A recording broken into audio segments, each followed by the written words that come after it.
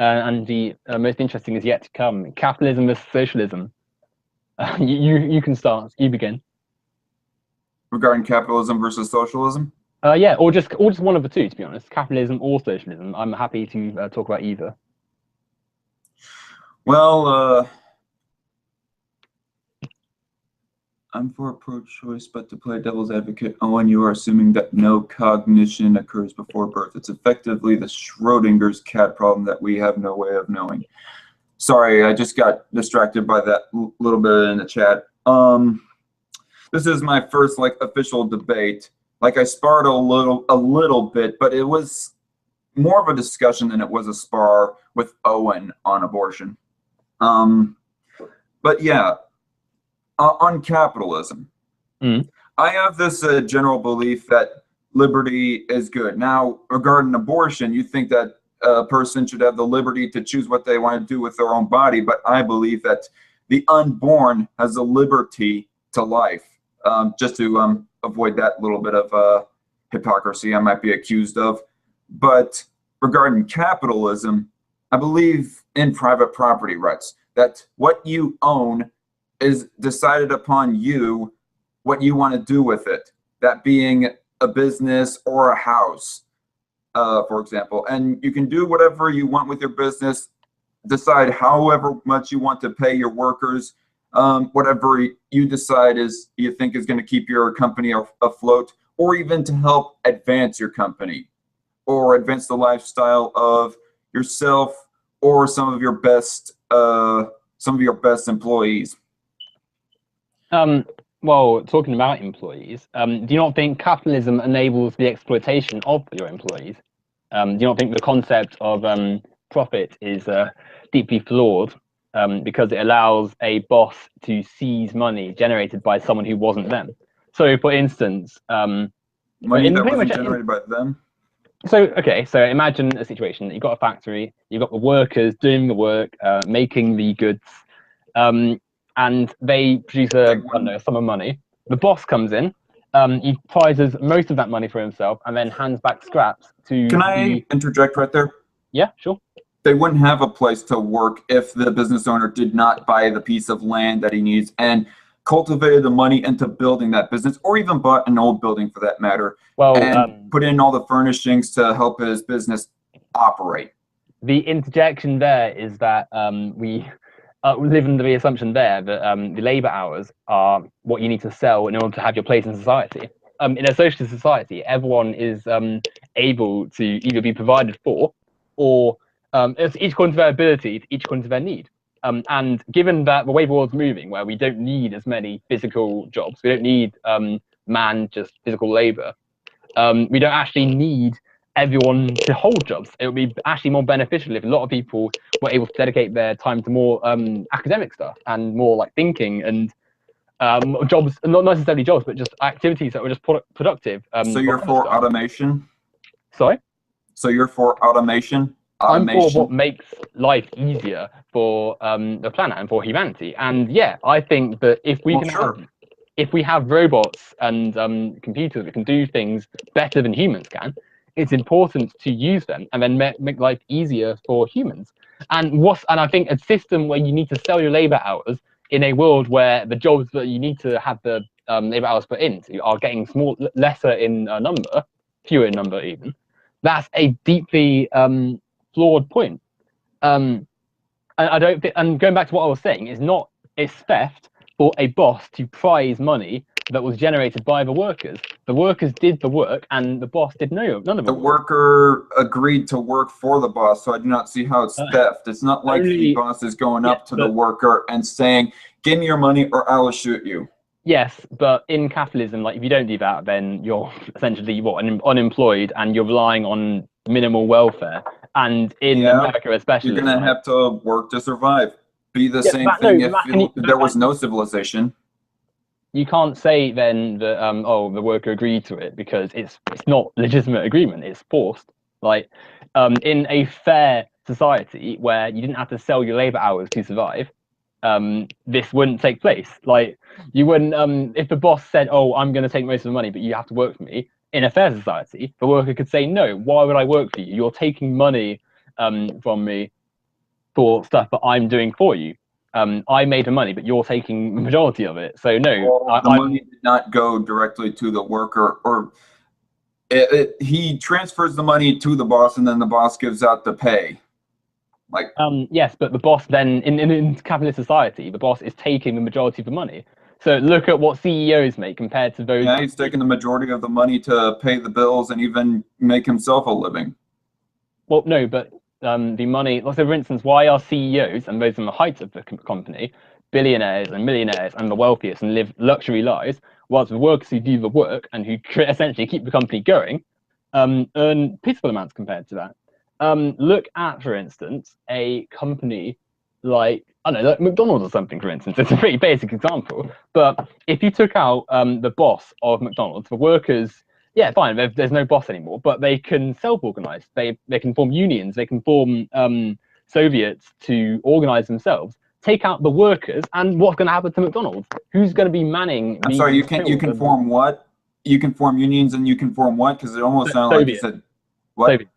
A Soviet, like a group of workers leading themselves and like talking and communicating and stuff. Soviets? Yeah. So because sorry, the Soviet originates from Russia. The Soviets were like worker unions essentially. So I know it's like the word.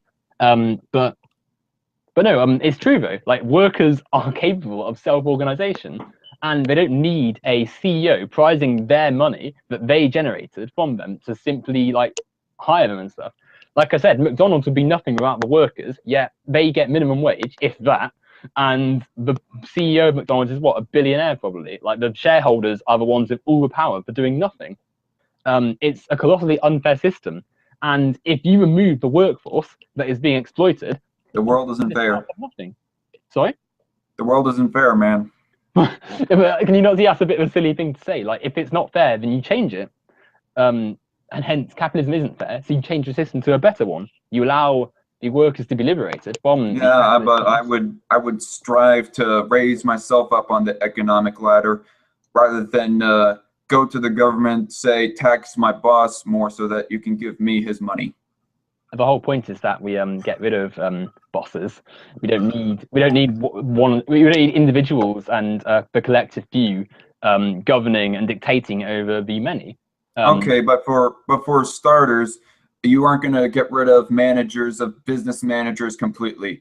A start-off point for a lot of people is taxing more the upper class, say, for example. You go saying that the workers, they can run the businesses on their own. Like, what do you mean by that? Are you saying that most, if not all, workers have the leadership position? The leadership ability to sift through the tons of regulations and paperwork and financing to running the business? Well, yes, like essentially. I mean, it's easy to portray like the situation as, oh, it's going to be incompetent workers struggling with paperwork and struggling with the management of massive things. But the thing is, in socialism, there's this amazing there's a reason why. If you let me finish, there's an amazing saying, which no worries, to each according to their from each according to their ability, to each according to their need. So those who are fit for the job are able to manage themselves, and consequently, because of the collaboration and the teamwork and the aim that everyone is able to benefit from this, the company and stuff would be legitimate and in the best interest of everyone. So instead of the aim as being, oh, I need to make the most money I can, it's beneficial for everyone to be being productive. Sorry. But I think an important point is you mentioned the economic ladder. Like, the economic ladder is a massive cause of suffering. I don't think that wealth should be something that people can better themselves with when they're just like owning more money. That's not something which I think is particularly fair, because it leaves those at the bottom in poverty and in terrible conditions. Like, well, it's silly to have that installed when that essentially that leaves millions just in poverty, and especially with capitalism too, where you need money to make money, and you need to be well off essentially to have a good chance of doing well. And it's very unlikely that you'll escape poverty if you're born into poverty. it's pretty flawed to say, oh well, you just need to work know. harder and better yourself economically, because it's a rigged game. Like, so instead, wealth should not be something which is unequal, and essentially, like, otherwise you end up with millions living in poverty and just endless suffering. Okay, so what do you mean by a rigged game? Because if you're talking about like government intervention into the economy and say like crony capitalism, for example, like there's free market capitalism and there's crony capitalism where the government works with the big corporations to help rig the game in their favor. Like by all means, I'm all against government intervention into the markets to make it unfair for the lower among us to go up the ladder, the economic ladder. But from a freedom aspect, if the upper class, if the rich boss, for example, if the rich guy like legitimately earned his money to get up to where he was, like he cultivated the money to expand his company and hire all the people that he needed, buy all the machinery he needed, and he did that all with his own money and not with any help from the government, and he got up to where he was, well, then I have no problem with that. Well, does that example actually exist though? Like, how Steve Jobs got from like being an orphan in a foster care situation to being one of the top dogs in America. But he had people working underneath him who he prized the profit from to get his wealth. His money came from the stolen labor wage of others. Like, can you not see how in capitalism there's always exploitation, because you're always taking profit from other people that other people have done? And if you look at where Apple make their products, they make them in third world countries where they pay their workers like pennies essentially. And those on top of like the Apple managers and stuff, the CEOs and people like Steve Jobs get the vast majority of the money, whilst those in the third world essentially get crap jobs, crap lives, and if they leave their jobs because of capitalism, they will die essentially. Like, there's no process in capitalism which is fair essentially, because you're always reliant on profits to excel yourself, and as a result, you're always going to be exploiting someone. Steve Jobs is someone who is like, yeah, fine, you can say what you like about how amazing Apple are, but at the end of the day, all TNCs then rely on exploitation of their workers. And that's why ultimately capitalism is always going to be unfair, because this very core idea of profit and the idea of bettering yourself over others in a profit financial way leads to the suffering of others, and you have to exploit the people underneath you. And I think humanity is so much better than that, to be honest. Okay, I guess I completely disagree with the notion of stealing labor, because employment is basically a mutual agreement. And no, you're not forced to work for one specific company. You can work for any company that you want to. If you want to say that they are forced to work for a company and they cannot be lazy, well, yeah, no shit. If we just had no civilization at all, no rich people, no capitalism or socialism, just everybody was in the wild, a free individual would have to go and pick berries or hunt an animal or something like that for them to feed themselves and their family, or they will starve and die. Capitalism is just basically a more advanced version of that. You will have to work if you are going to survive and ultimately thrive.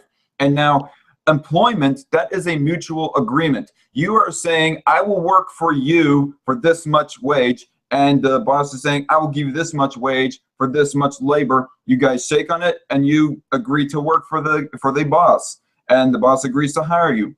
Or you don't agree, and you can just move on to the next company on down. They're not stealing your labor. They're offering you a position where you can offer your labor to the manager of said business.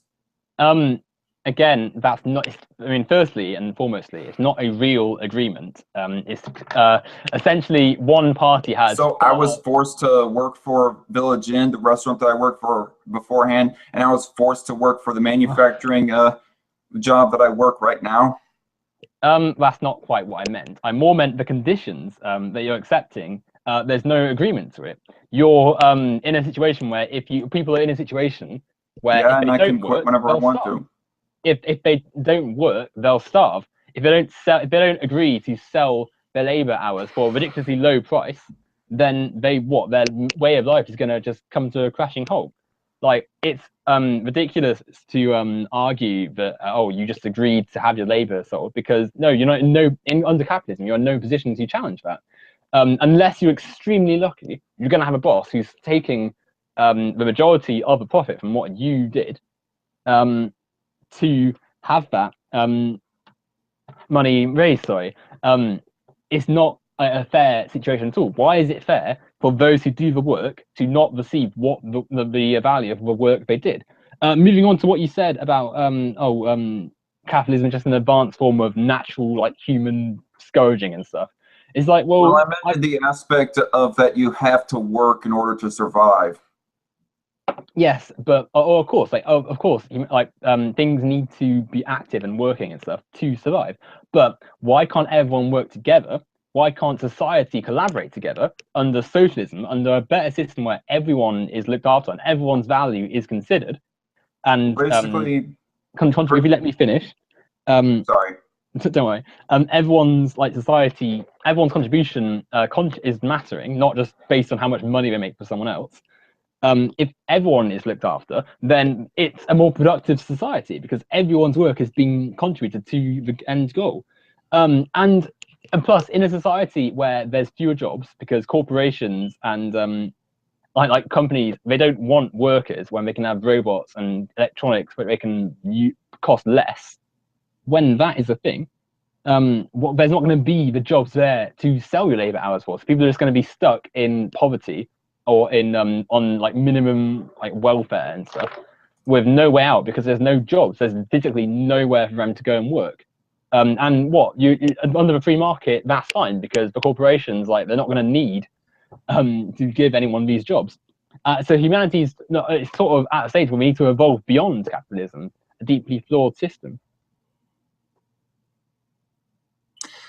Yeah, if they don't want to hire anyone, that is their prerogative. And there is also the option that you could be like a self-sufficient human being and like grow your own food or even start your own business for that matter. But that isn't like realistic for the vast majority of people. Like, if you live in an inner city area, where are you gonna like find like a garden patch or whatever to grow your own food? How are you gonna start your own business if you have no money to like buy property or get anywhere beyond paying your like taxes and paying rent on a property? Like, it's silly to just sort of say, oh, just do X, Y, Z and you'll be fine, because the means to do that aren't available to people, because capitalism has left millions of people relying on barely like functioning jobs, barely minimum wage jobs to get by. And most wages are a lot of wages are below the living wage. People are literally dying in poor health because of the capitalist conditions we've been given. Not to mention the free market's general like cause of like concern for the planet as a whole. Like, look at what global warming is doing to the planet. Look at what climate change and environmental destruction is doing to the planet. And under capitalism, because we're more interested as a society with profit for the few than the well-being of everyone, the planet is being destroyed. You only have to look at the farming industry, for instance, or fossil fuel industry, to see that profits being placed over people has allowed for massive issues to arise. Like, what's going to happen when fossil fuels run out? It's going to be a terrible, it's going to be a disaster. That's not considering the disaster that's going on with the environment at the moment, like with the ozone being depleted and stuff. And recently, an iceberg, part of the ice shelf, is deteriorating to where they're going to have to redraw part of Antarctica. It's ludicrous to suggest that we can't move on from capitalism, and capitalism is literally destroying the planet. Well, I would kind of say that it was for example, here in the U.S., we have pretty much we're decreasing our coal usage, and then we're increasing our natural gas usage. Is what I briefly read from some articles. I do not know the specific ones. I apologize for not sourcing or whatnot. But yeah, I see what you're saying. I consider myself a conservative, but at the same time, I struggle on the whole climate change argument. I kind of feel that that is a bit of a different subject for later. Well, I don't think there's an argument to be had about the climate change. It's a real thing that's happening. Like, you don't think that there is a pro-liberty solution towards to curtail climate change? Excuse me. Well, when you say liberty, unless you mean liberate the proletariat from the bourgeoisie, but no, I think that climate change, because of the way capitalism is, because of the way we value profit and economic growth for corporations over the well-being of everyone and the well-being of the planet, we're not really going to see any change. Why is a corporation going to stop selling a good like oil and destroying the environment around it when it's making money? And ultimately, in capitalism, that's what you got to. That's what is required. Why is Saudi Arabia and like us countries in the Middle East going to stop selling their sheer wealth of oil and fossil fuels and stuff? Because when they can make billions from it. Hence why, like, you look at the richest people in the Middle East, they're billionaires. They're some of the richest people on the planet because they're able to sell like oil and stuff. And as a result, they're destroying the planet as like consequently, and destroying the lives of those in places like in regions of Africa where climate change is destroying crops and stuff and like making it harder to live and eat, and they die obviously. But like we're just keeping on polluting the environment. Like, it's ridiculous to sort of say, well, I suppose you can't deny that because of capitalism even, we are going to face massive environmental change crises even, and we're already like a lot of it's already too late because of the sheer like refusal of capitalism to move beyond viewing profit as the only goal. And I think ultimately we need to realize that the free market isn't the tool to combat climate change, because again, if you allow corporations to do what they want, they're just going to do what's best for them, and what's best for them is to make money, because you know they can insulate themselves somewhat from the effects of climate change by just keeping on going how they go. So I think it's inherently tied to capitalism, because you allow corporations to dictate the discourse when it should be society as a whole banding together and saying, no, we need to change what we're doing.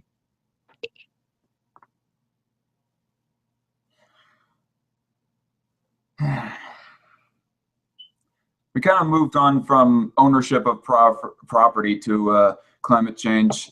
Could we like get onto that the climate change argument like a little bit later? Like, you still say that it is a stealing of labor for like for an employee to be offering their employment to a manager.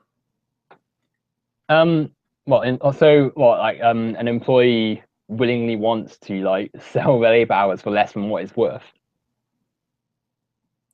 What do you determine the value of labor? How do you determine that? So the money that is produced as a result of their work. So for instance, if like other workers make a car in a factory and the car is sold for £1,000, let's say if it's 10 workers who made it, then each worker should receive 10% of the value of that car, I believe. And not the owner of the car business? Well, okay, never mind. You keep on saying that business owners should not exist, right? Bosses, managers shouldn't exist. No, everything should be owned by society in a sense. So like the means of production should be owned by the workers, or in a sense, everyone should be able to contribute to it. Therefore, the like productivity, the goals, the drive of society isn't dictated by the few, but by everyone. And therefore, we can have a society which is productive rather than like just determined by the few. So, for instance, look at let me try and think of something. I'm trying to think of something which is owned by a few. Look at transportation, for instance. Transportation, like railways and just airports and stuff, a lot of it is really run down, really quite poor, because corporations would rather make money for themselves than improve things for everyone. Whereas if we had a system in which everyone was able to have control over it, if everyone could contribute to it and everyone had a say, and workers who were working for the benefit of everyone were working in those fields, transportation could really improve. And we'd have a lot less problems because of that. Like any market you can think of can be improved by not having privatized capitalist regimes in place. Look at housing, for instance. Look at the sheer like homelessness issues in the Western world, and then look at the number of empty properties just sitting like vacant.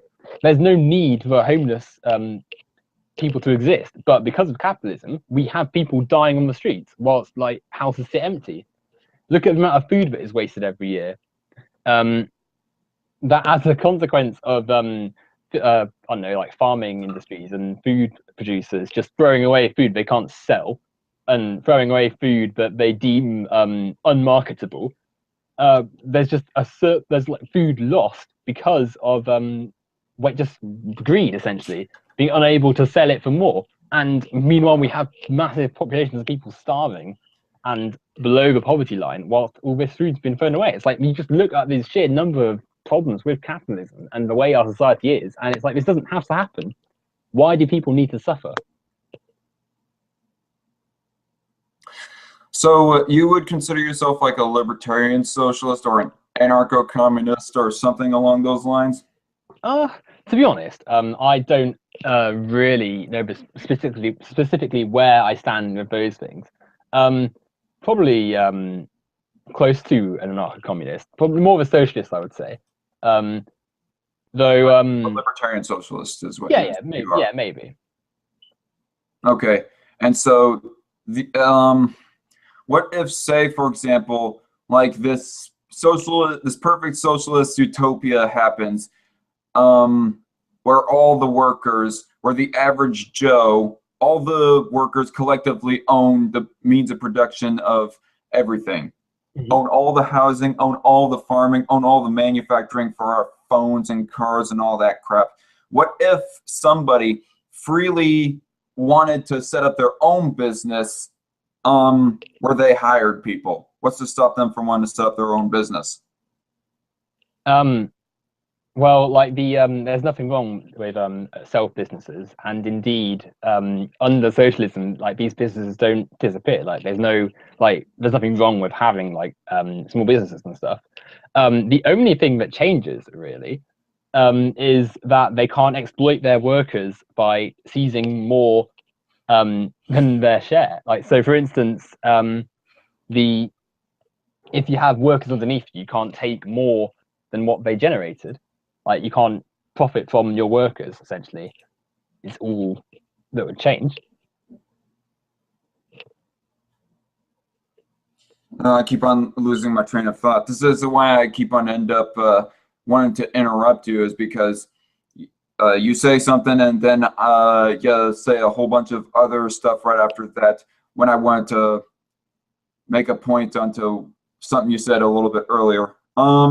I tend to write things down during these debates to make it easier for me. But what I mean by if somebody wants to start their own business, like basically they start a traditional business like we have nowadays in our semi-capitalist Western society, because we aren't really 100% capitalist. Capitalism in its truest form would be anarcho-capitalism, is what I would say.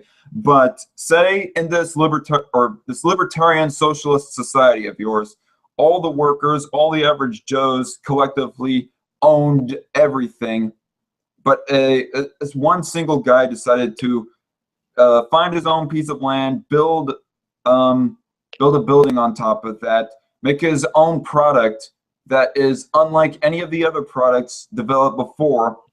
And to produce this, he needs workers. And so he decides to hire on some workers, and then he grows his business from that point. What's to stop the person from starting and growing a business? And basically, we're back to square one. But it's not. I mean, the whole, like, he can have his ideas, but if he's using workers to help him, then why should the workers not receive a fair amount of the money produced for what is done. Why can't, and also his ideas like going to society and being made. Can I answer your question back there? You asked, why can't the workers be entitled to a fair portion of the production? Yeah, essentially, because like, why? If he, like you said, he no. I want to answer that question. The reason for being is that they don't own the business. But I mean, they are the business essentially. You said yourself he couldn't do it by himself, so he needed the help of others. So then why now he's got like what 9, 10, 11 people helping? And he'll have to offer incentives to the employee to want to work for that business. A decent wage, maybe some benefits, perhaps. Yeah, but and then the workers say, no, we are the reason you even have this product in the first place. Everywhere else is. Well, first those workers have to get hired on before that can happen. We get they get like there's no need for them to accept conditions or anything less than fair, because why would they? They've already got their like their way in society, because under a socialist society, people don't just get left behind like we do in capitalism. They don't just let people die simply because they can't sell their labor wage for like rip off business owners. But even the idea of like claiming the land for himself, like all the land belongs to everyone. Everyone can share stuff. I don't feel as though we need to divide ourselves. Say there is like an open plain that supposedly everybody owns, but it's vacated. It is owned by everybody, but it's vacated. There's nobody for miles occupying that piece of land that is supposedly owned. Well, okay, I guess that would be technically theft. Would there be like a police force in your circumstance to prevent people from, well, I guess stealing land and starting up their own businesses? That's an interesting question, to be fair. I mean, I've not fully thought of all the little intricacies and stuff, and I'd have to explore some of them further. However, I do feel as though the police, as a concept, does have a lot of flaws. Just coming on to something S-Man has said in the chat. Communism, I was gonna say. He's mentioned communism has 85 to 100 million reasons not to. Oh, it's not even like I thought he was gonna say like 85 to 100 million people have died from it or something. Not reasons not to like it. Okay, right. Well, I want to speak about the sort of atrocities that capitalism has done, or I suppose U.S. capitalism really, because like the stain of capitalism around the world is pretty colossal. Like if you look at what the US has done in order to further its own profits, you can sort of see why having a society run for the need of more profit is quite dangerous. So if you look at the actions the US has taken in Latin America, in Southeast Asia, in Africa, all to further its own profits, and essentially the profits of the financial elite and the CEOs and business executives of the world, of the nation even, it's pretty disgusting. Like created famines through the destruction of land. They've participated in and aided the genocide and slaughtering of groups of people. So for instance, millions of communists were killed in I believe Thailand. I can't remember. Yeah, Thailand. Indonesia, in fact, I'm pretty sure. You look at Latin America, where the US millions of communists were killed. What do you mean by that? As in, the US collaborated with right-wing forces to kill communists and members of the Communist Party. And sadly, the country has lost. I've lost the name of the country. Can I interject here, or do you want to continue? I've got one more thing to say, then I'll let you interject. The last one was going to be in Latin America, the US has overthrown countless legitimate governments, installed like capitalist supporters and like free market sympathizers of the US, and reap the profits. Look at Chile, look at Guatemala, El Salvador.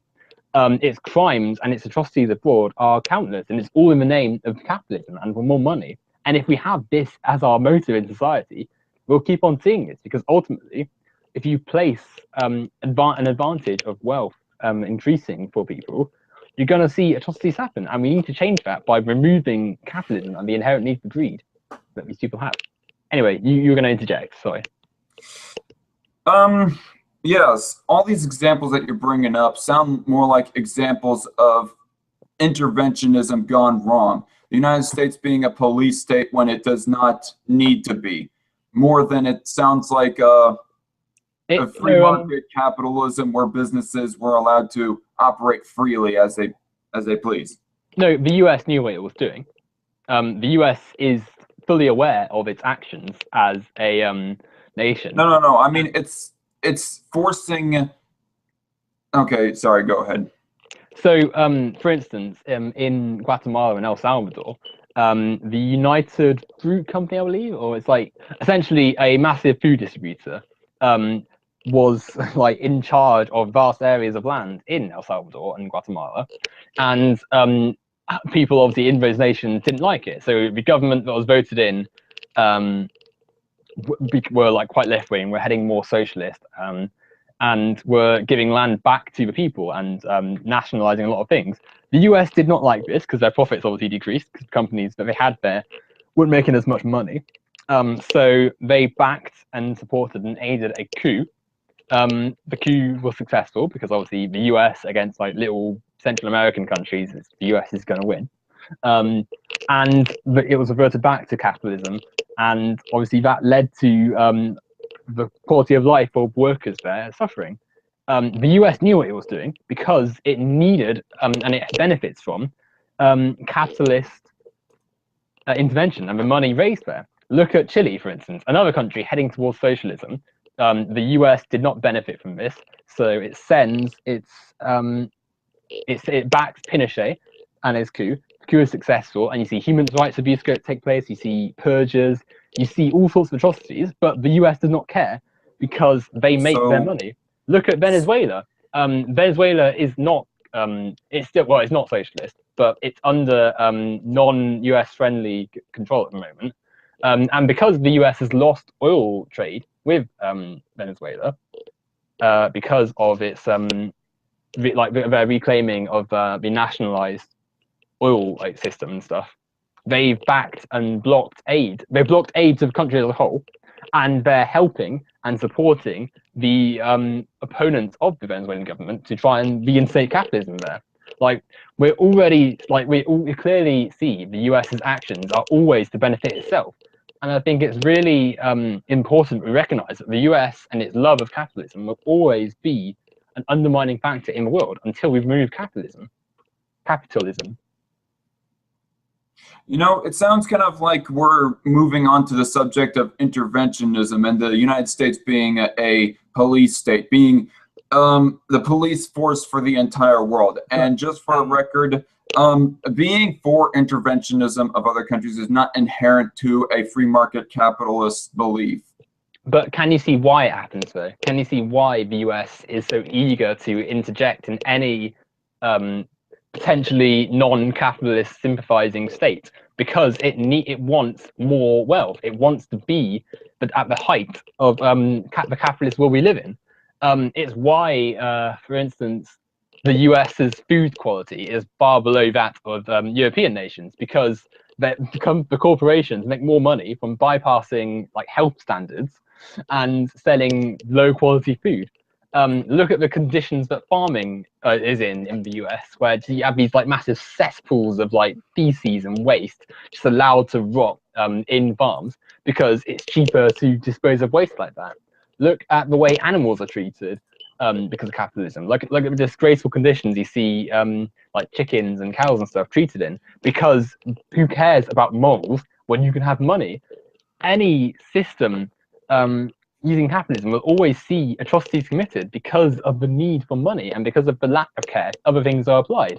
To use an example that affects people, look at the conditions in Flint, where they've not had clean water for I think 3 years now, and it's simply because a corporation could not be bothered to keep itself in check, could not be bothered to spend more money on making things safer, and the cost is thousands of human lives. It's a disgrace that this is happening, but it's inevitable because capitalism does not value human lives over profits. by my observation of the whole Flint, Michigan situation, I haven't researched a whole lot of it, but by my observation of it, it was the governor or the mayor, whoever it was, acting foolishly. That was government incompetence more than it would be business incompetence. And yes, the company might have effed up as well, a bit in a sense. But that would be a failure of crony capitalism. Like, I don't know how you would be able to like privatize like water companies, how you'd be able to do that. I mean, electricity, I see an easier method of doing that.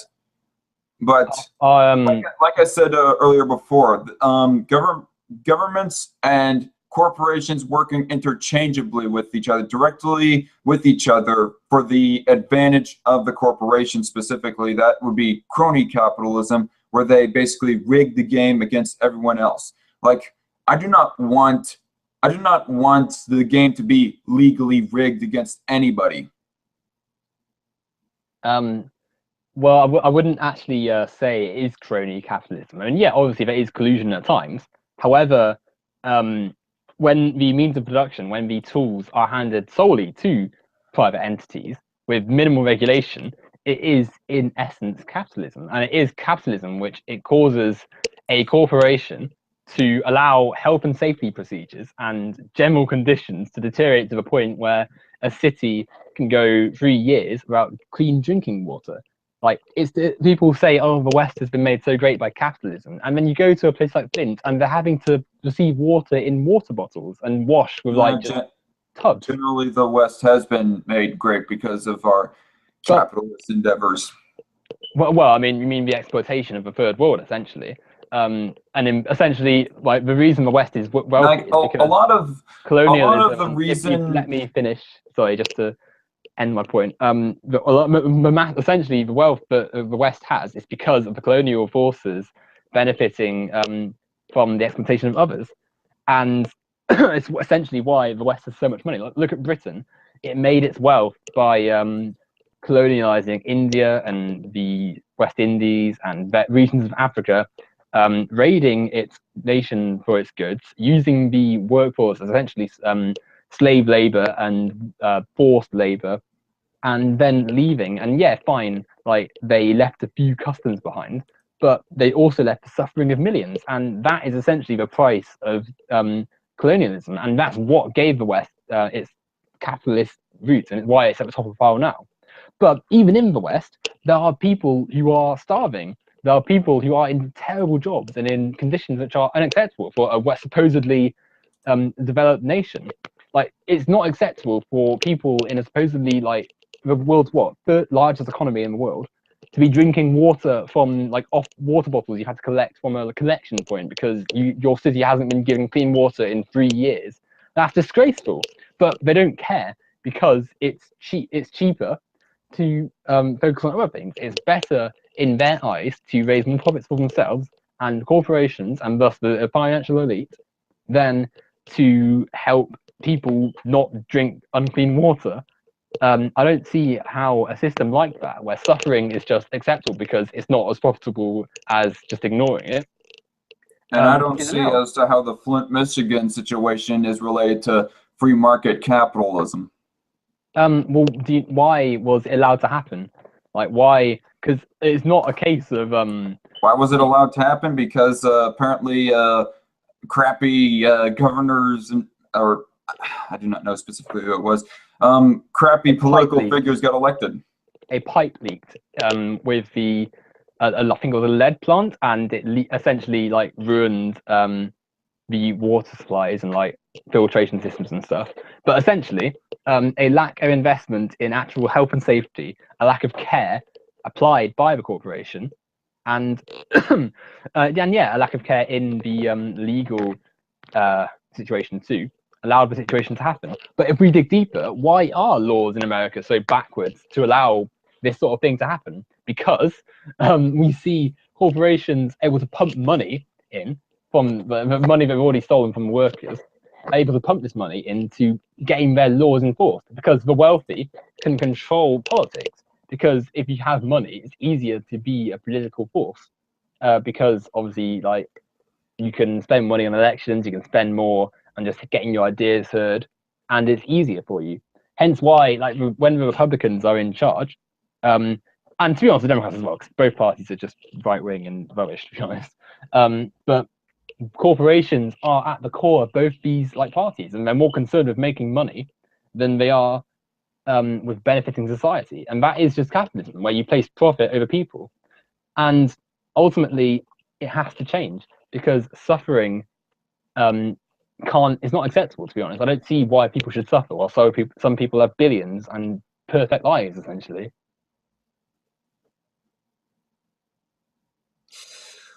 Well, I don't believe in people suffering either. I believe in allowing them to flourish freely with their business and with their private property, and all the free market capitalist subjects that come with it. But can you see that, like, with the way the world's headed, there's not like, and even more at the moment, you can't just start a business. Like, if you're in, say, like an inner city area, like I said earlier, where's your business just going to come from? How are you going to be self-sufficient? It's not a real situation. Well, either you work a high-skilled job, or you get a loan or something like that to buy yourself a piece of land and set up your business. What bank is going to give you a loan if you've got no money in the first place? Like, and what was the first thing you said? Well, I've got money right now. Sorry? I mean, just to use an example. Yeah, but you're one person. And even so, like, what happens? Like, there's no guarantee that's going to even work. Like, with education, for instance, that's another area where an education system which has the free market infecting it allows for massive inequality in the way education works. So, for instance, again, inner city areas with more people get given less funding. And as a result, the people there have a worse education because less people care, because obviously it's less profitable. And they have far lesser chances of succeeding in life. Look at to study like at college and university and stuff. At university in my country, college in yours, I guess. They need to find money to be able to pay for their studies. And if you're rich, that's going to be easy. But if you're not, if you're from a poor disposition, then it's going to be a lot tougher. And that's the reason lots of people don't go to university from those poorer backgrounds. And that's like loads of people, like thousands, millions probably, of lost potential. Well, I wasn't talking about education just earlier, just for the record. Yeah, education is lost because of capitalism's need to just put profit over everything.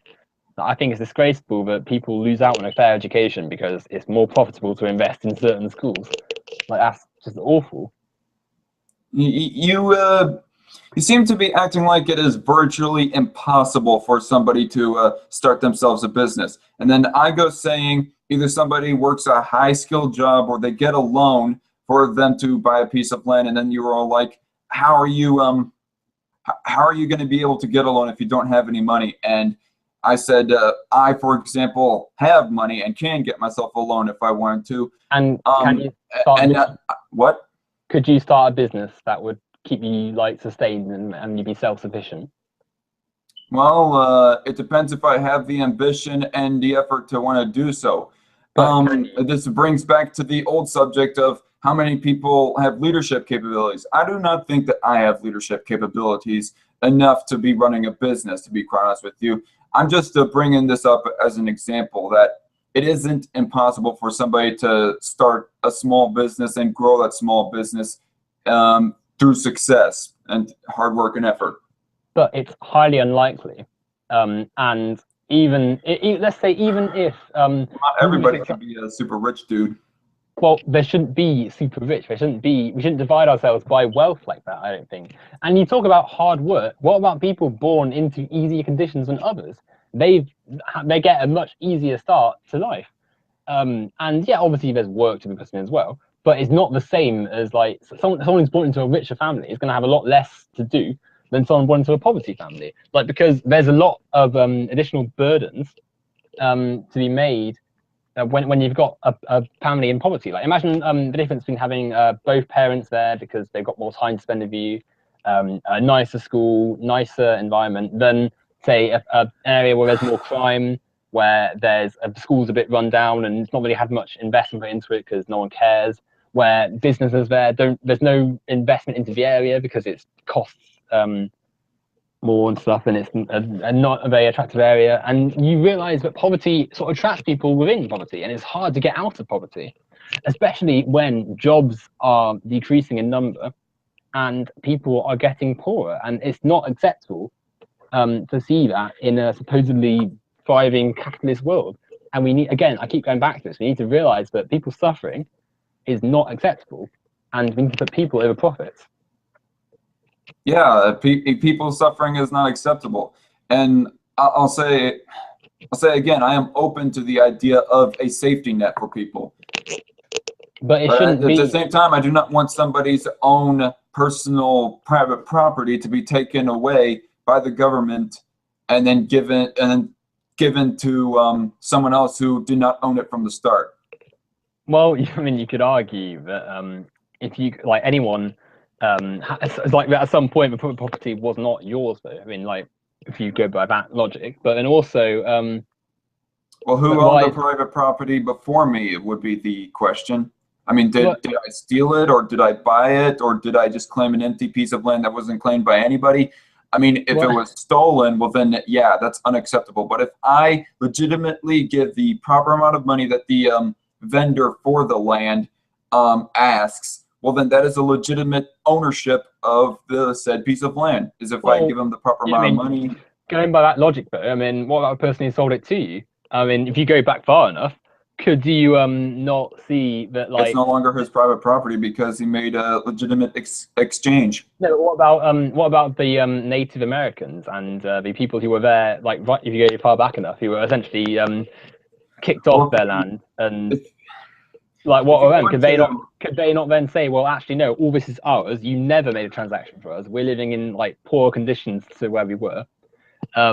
If you really want to get into that big can of worms right there, yes, it might have been a theft at the moment there, and it was theft. But nobody who owned the land back then is alive now. So who would you give it to? Their ancestors are living in worse conditions.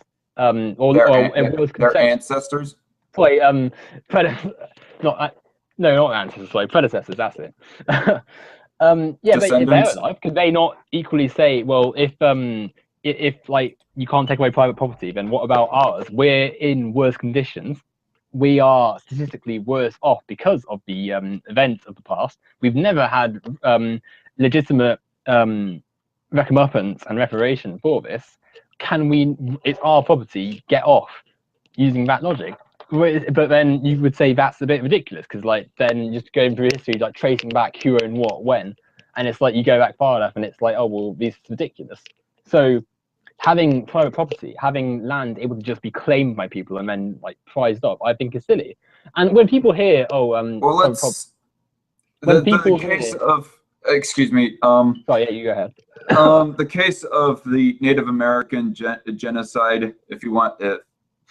No, I'm just going to leave it there. If the case of the Native American genocide, I'll just give you the benefit of the doubt on that subject, because that is an entirely different subject right there. I'll just say that you're right. Yeah, white man way back 300-500 years ago stole from red man his land, and that was illegal. But say, like, in a legitimate situation, like say, like, in Europe, for example, in your country, maybe somebody wants to buy a piece of land from somebody else, and the exchange is made. That becomes the customer's land at that point, because of the legitimate exchange. But then, what if someone, like, looks further back than that and says, "Oh, well, a person who sold this to you before he sold it to you, their claiming of the land was not legitimate." Like, going into, like, the when private property is yours once you buy it is, I think, quite foolish, because I don't think land and should be for just one person. And what I was going to say was, when people hear, oh, there's no private property under socialism, they immediately think of, like, oh, your house can be just taken away and people will just come and live with you. And, like, I think that's a poor misconception. All it means is that. Can I interject?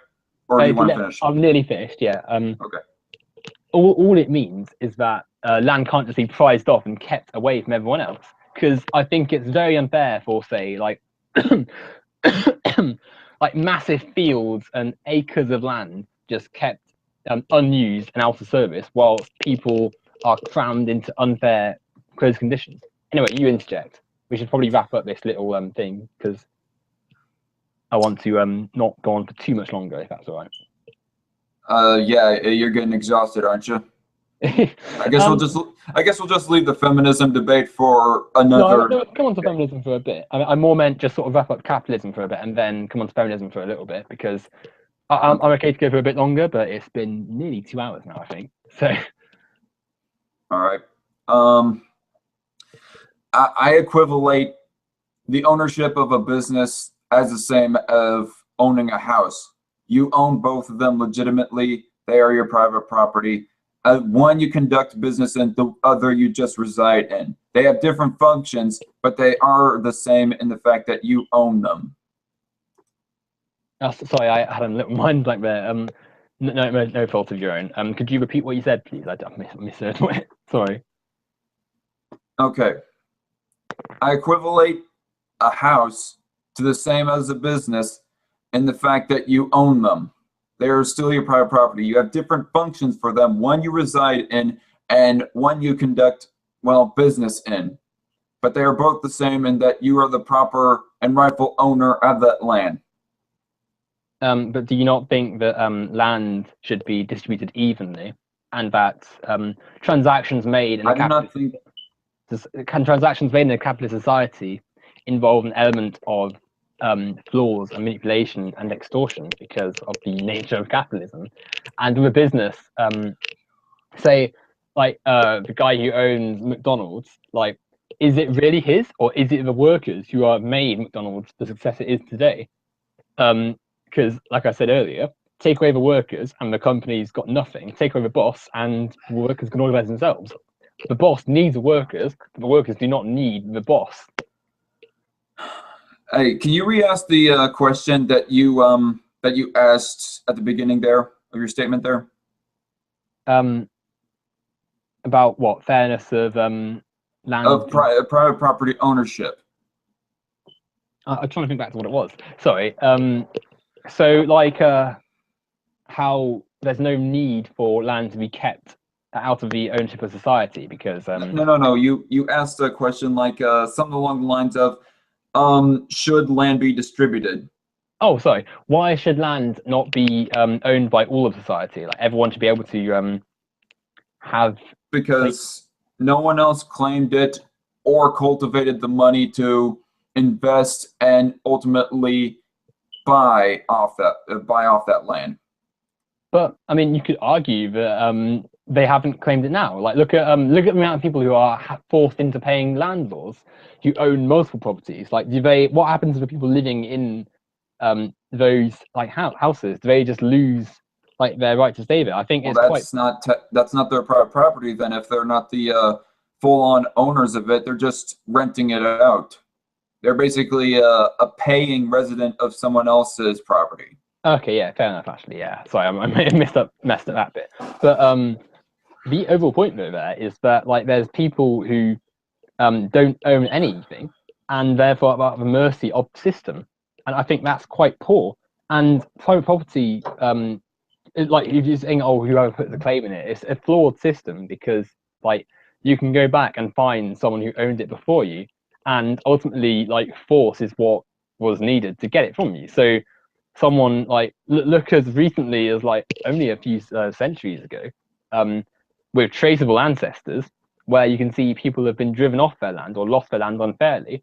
But then obviously that's been years. Like I said, I'm just giving you the benefit of the doubt on the whole Native American issue. Oh, but even like not just Native Americans. Like imagine like a crime took place like 100 years ago, and that caused the family to stay in one place. But obviously 100 years later, the initial people aren't quite. So people living now aren't criminals, but the person who took it initially was a criminal. Like, does that family who've been living an honest life for their whole lives, do they just lose their private property for someone else?